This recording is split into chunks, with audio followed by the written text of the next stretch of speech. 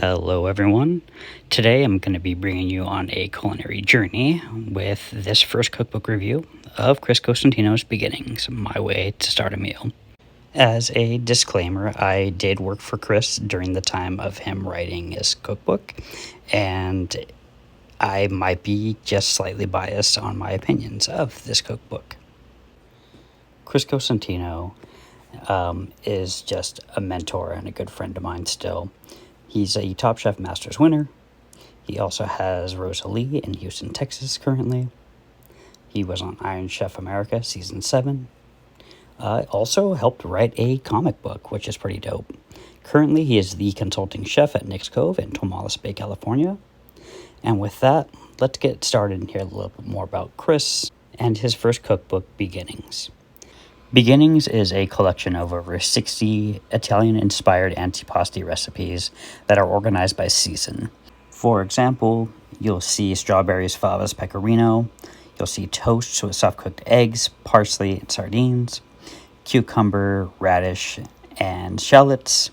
You have charred shishito peppers with tomato and aioli, marinated new potatoes with some tripe, some surf and turf with bone marrow, caviar, tarragon, fiend herbs, persimmons, watercress, and walnuts, ham hock soup with lentils, and just fantastic ways to begin meals.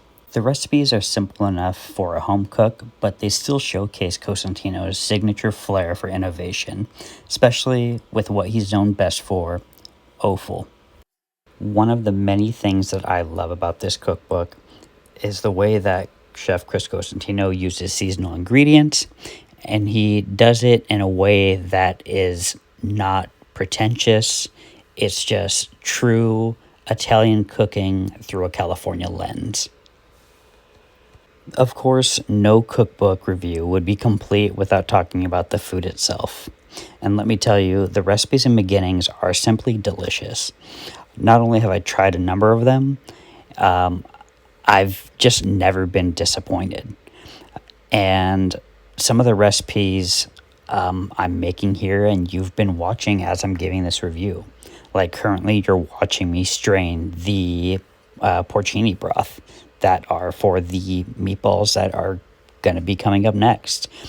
Then once I'm done showing you the meatball recipe, we're going to be going into a beautiful winter salad that consists of Treviso, which is a chicory, some pomegranate, pistachio, and a pomegranate chili vinaigrette. You may have noticed that I haven't supplied any recipe for the items I've been making so far, and that is just out of respect for all Chris's and the team of Encanto's hard work in creating this book. I don't believe it's fair to him that I post his hard work. What I will do, though, is if you like and subscribe and leave a comment down below, I will answer your questions on the ingredients that I use to create the dishes that are being shown here. Or you could go out and you could purchase Beginnings and see just how remarkable this cookbook is. Chris Cosentino's philosophy is simple yet profound. The respect to ingredients is just awesome. He lets their flavors shine, and the approach to cooking is a touch whimsy and just shows his passion for his craft. The recipes are just not about following instructions. They're about understanding the essence of each ingredient and creating dishes that are both familiar and delightfully unexpected at times. While Chef Cosentino's culinary creations are admired by food enthusiasts worldwide, his cookbook is designed for the home cook. It's not a book that's going to sit on your coffee table or sit in your bookshelf. The recipes are easy to follow with clear instructions, helpful tips, drawings, and with ingredients that are readily available at your local supermarket or local farmer's market. and the techniques are explained in such a way that makes them accessible to anyone with a passion for cooking.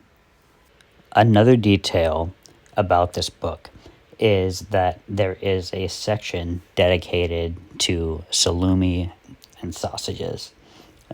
He goes into detail on how to make fresh sausages, also goes into detail on cured to cook salumi, which, are your porchettas, your pancettas, and your guanciales.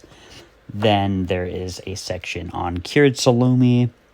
You'll have items such as sopressata, andouille, lonza, prosciutto, lardo, and he just gives a brief description of each as to welcome you into trying these beloved Italian staples. But not only does he do this for salumi, he also does this for cheese as well. He goes into detail about fresh cheeses like stracciatella, ricotta, mozzarella, and burrata. Then he goes into detail about soft cheeses like your ribolla, your latour, your hard cheeses like your ricotta salata, your pecorino romano, your parmigiano reggiano. Then he goes into the stinky cheeses, funky cheeses, as I would say. So you have your gorgonzolas, your other blue cheeses, taleggio's. After that, he just gives you a brief description on how to create the most beautiful and delicious meat and cheese boards, charcuterie boards.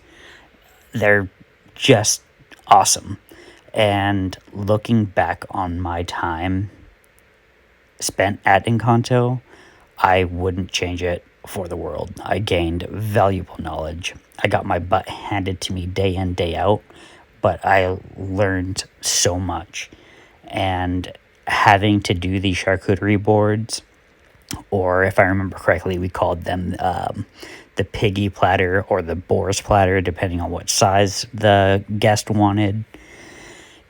Making these to order was insane, and there was no other way to do it.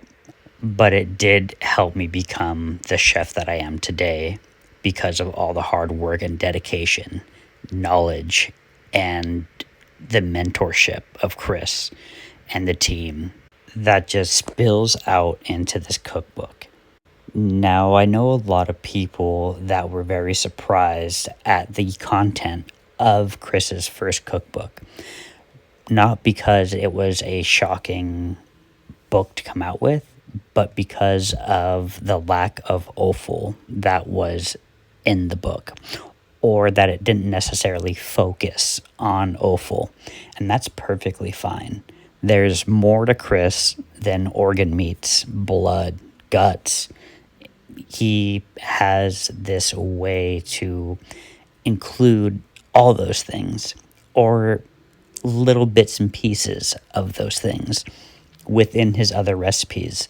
And that's not how you want to start your meal anyway. The book's called Beginnings for a reason. And that reason is this is how you should start a meal, or this is a way that you can start a meal. This was his way. He wants to start a meal. I'm trying to find a negative about the book, and it's very difficult to find one. The recipes are laid out beautifully. You're not flipping from page to page to try to find a sub recipe for one recipe that you're working on. It's just organized in such a way that there will be a time where you do have to flip to the larder and find a recipe for maybe a vinaigrette, or you'll have to flip to the back and look up the recipe for garlic aioli. In conclusion, this cookbook is a must. Like I said before, I'm highly biased. Even though I tried not to be, I know I'm very biased on this cookbook, and that I believe it is just a fantastic cookbook, which it is. Thanks for watching. I hope you enjoyed the video. If you did, please give it a thumbs up, like, subscribe, and look forward to seeing you check out my next cookbook review, which is going to be Rich Table. That is the second place that I worked after Encanto. And Chris, if you happen to watch this, thank you for your mentorship, friendship, leadership, and all the knowledge that you've given me and future cooks. And I really want to know, is this still your last supper?